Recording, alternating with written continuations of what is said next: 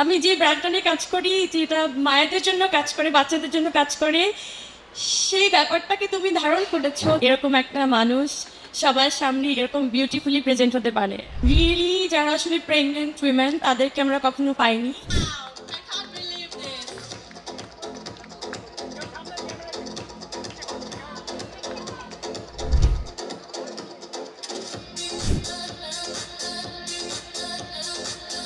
আমি বডিটা যখন লঞ্চ করি, শুধু মা এবং বাচ্চাদের জন্য বডি কাজ করে, সেটা আপনারা সবাই জানেন।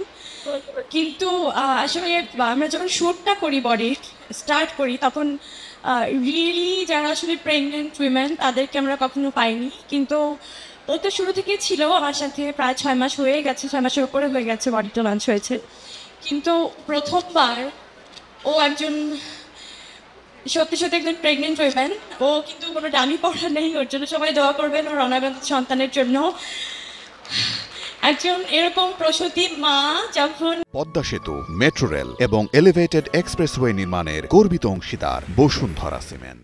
আমি যে ব্র্যান্ডটা নিয়ে কাজ করি, যেটা মায়েদের জন্য কাজ করে, বাচ্চাদের জন্য কাজ করে, সেই ব্যাপারটাকে তুমি ধারণ করেছো। তুমি আসলে বডিটাকে পরিপূর্ণ একটা পূর্ণাঙ্গ রূপ দিয়েছো। তোমার thank you so much. Thank you Lamia, I love you, I love you all, যারা আমাকে এত দূর সাপোর্ট করেছেন, বডিটাকে আপনাদের নিজস্ব ব্র্যান্ড করে নিয়েছেন।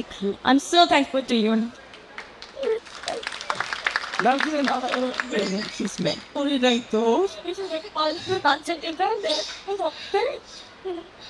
অবশ্যই আমার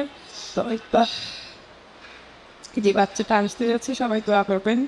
যারা দেখলেন, আমি যথাসম্ভব চেষ্টা করেছি আর কি। ও স্টেজে মাথায় কোনো কথাই ছিল না।